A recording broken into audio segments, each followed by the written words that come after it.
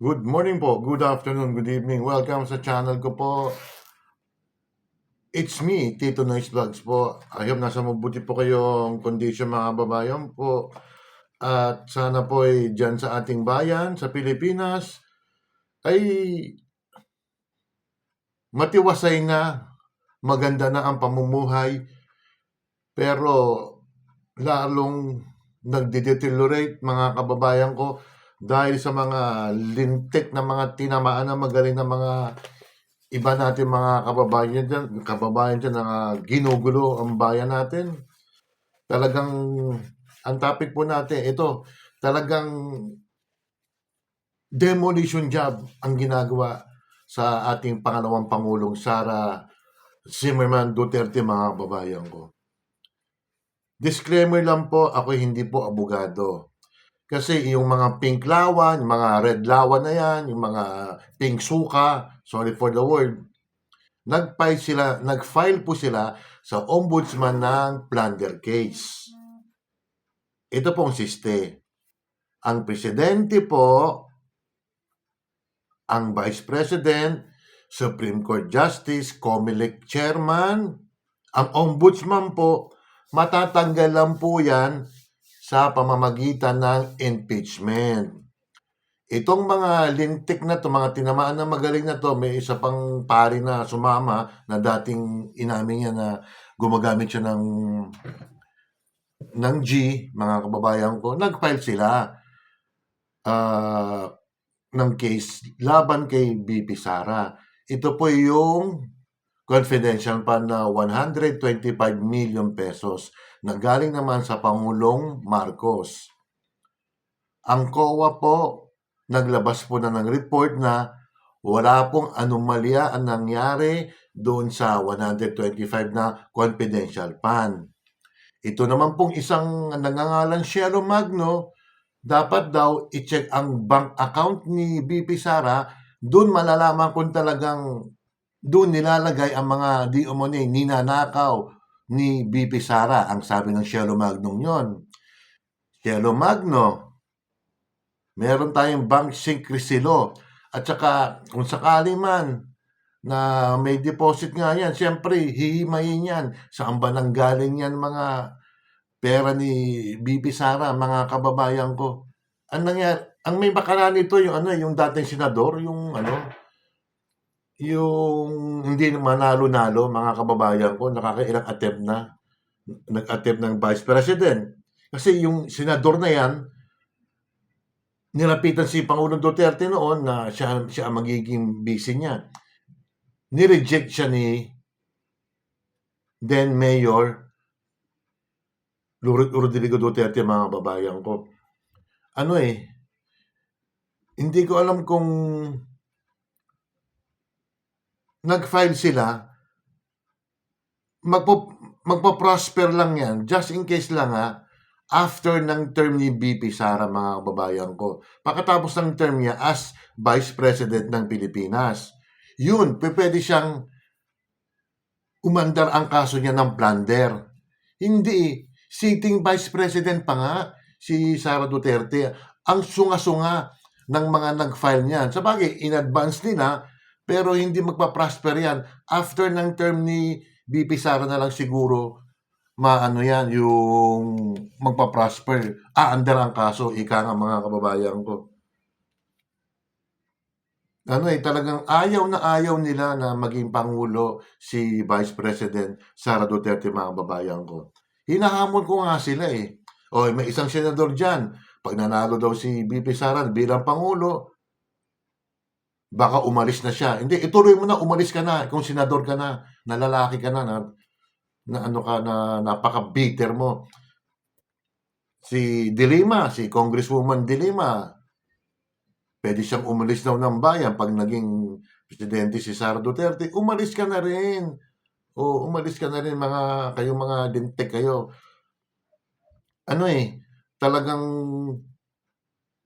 pinatatakpan yung flood control scandal, mga kababayan ko. Hindi nyo kami maloloko.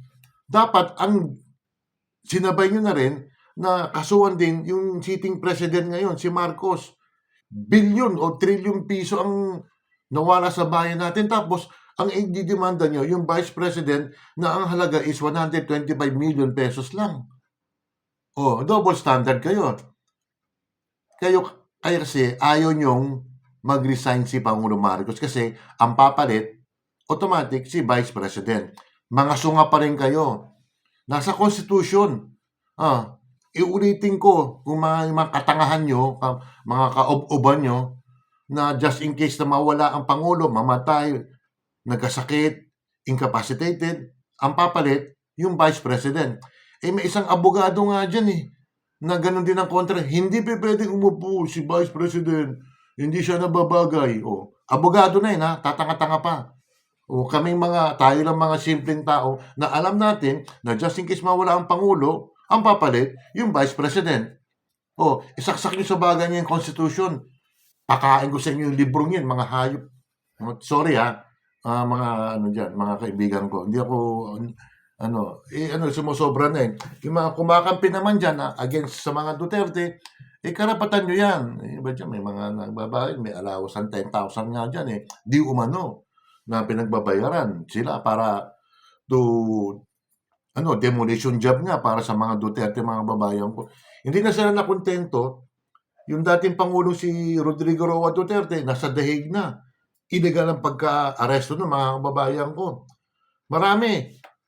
Si Bato de la Rosa, Senador Bato de la Rosa, may warrant of arrest na.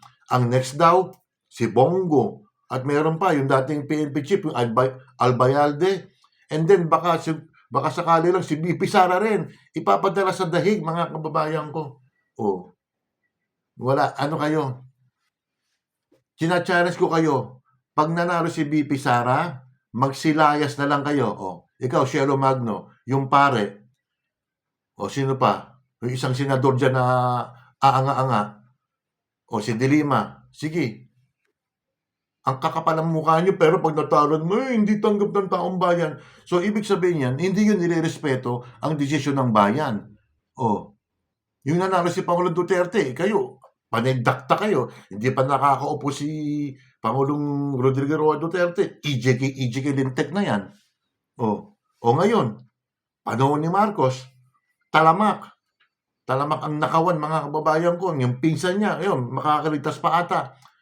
Ang magiging, sacrificial lamb na lang, si Saldi ko, mga kababayan ko. Kaya, sige, okay lang nag-file kayo. Yung katangahan nyo, sige, paandarin nyo pa. Hindi pa pwedeng mademanda nga. Kasi hindi pa tapos ang term ni BP Sara. Impeachment lang. Ay, sabagay sa February 6, baka pwedeng mag-file ulit. Magpa-file sila sigurado Kasi lahat ng mga pink lawa, mga pink suka, gagawin ng lahat para mawala ang Vice Presidente, mga babayan. Sige, karapatan niya yan. Pero pag oras na nanalo si BP Sara, wala. Hindi pa rin titigilan. Hindi na kasi tatanggapin, mga babayan ko. Ang gusto nila maging Pangulo, si Lisa or si Lenny. Sige, karapatan yan. Magulang niya kayo. Shout out tayo, mga kababayan ko. Si Ate Ruby Vlog, Cherry Papoy's Adventure, Cherry P Vlog na lang, mga babayan ko. And then si Ma'am Shipe, si Tugang Michi, Tiger Field, Shinjin, si My Love, Oxy, si Elisa Deus, Shirley Mendrano, sino ba to? Si Kapangok Vlog, si Evelyn Official, Pretty Jane, Pretty Bones, Professor Bones, Teacher Bones. Hindi ako present isang araw. Sayang, Bones, kasi lumabas kami, pupunta kami sa, saan ba yun? Sa grocery.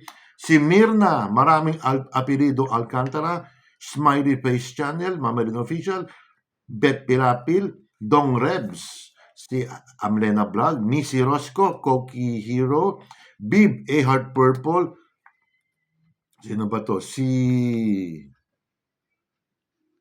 Mark Anthony Briones, Franz Billy, si Ken Russell, US Pinoy Adventure, Chairman Joban, Kim, Nanay Eva TV, Mayang Vlogs, Emilia Brosas, Log TV. Log TV, yung isang araw, mahabang umabot ng kulang-kulang 20 ata yun Doc Jude, Cecil Bacus, Kaligatan TV, Bayang Gudang, Ellen Cruz, Junito Marinado, Myra T. Sanchez, BGT, si Boolana, si Embrem Vlog, Glenn D. Anuel, sino ba to? Martes Coho, Chabs de la Cruz, si Chubby TV, and then si Mayam Vlogs, meron ng Charles Lumawig, sino ba mga nakalimutan ko na ano dyan? O basta, iaalala ko yun, may listahan pa nga ako. O, ang buod ko mga kababayan ko, mangmatsyag na lang po tayo kung anong mangyayari. Parang nagkakaroon ng cover up na naman eh. Ayan nag-file ng plunder case. Dapat sinama nila si Pangulong Marcos eh. Billion yung flood control project eh. Tapos ito kay BP Sara, 125 million. Although, pera pa rin yung mga babayan ko. No, kung mapapatunayan, di goodbye na lang kay Sara. Pero hindi. Tayo yung mga DDS na magliligtas sa kanya. Depende kung sa ilang boto makukuha ni BP Sara. Pero may kasabihan na pag sobrang inaapakan na ang tao, yung dapa na ang tao, tapos iinsultuin mo pa, adding insult to injury, instead na makuha ng boto ni BP Sara mga 25 million sa presidential election sa 2028, ay baka tumaas pa ang boto niya dati no, yung 32 million as BP, ay baka maging 35 yan, 38. Depende na lang kasi magkakaroon ng boto talaga yung Pinklawan kasi naman, the Gen Z, yan. Kaya tingnan na lang natin mga babae. Pero yung ginawa ng yung mga kontra kay BP Sara, mga sorry for the word stupid, mga ignoramos, mga ignorante sa batas. Hindi ako abogado mga babayan ko. Uulitin ko, matatanggal ang isang opisyal, presidente, vice-presidente, at iba pang mga Supreme Court Justice through impeachment. And that's all. Paki-like and share lang po paki-subscribe. Salamat po doon sa mga nanonood medyo malamig pa rin dito mga babayan ko. Advance Merry Christmas sa inyo and advance Happy New Year sa family ko diyan sa bandang South. Ay, namimiss ko kayo mga anak, lalo ng aking ex-girlfriend. Binabati ko rin yung mga kamag-anak ko rito sa East Coast, mga babayan ko. Alam niyo kung sino po kayo, mga kababayan ko. Salamat po, ingat, bye.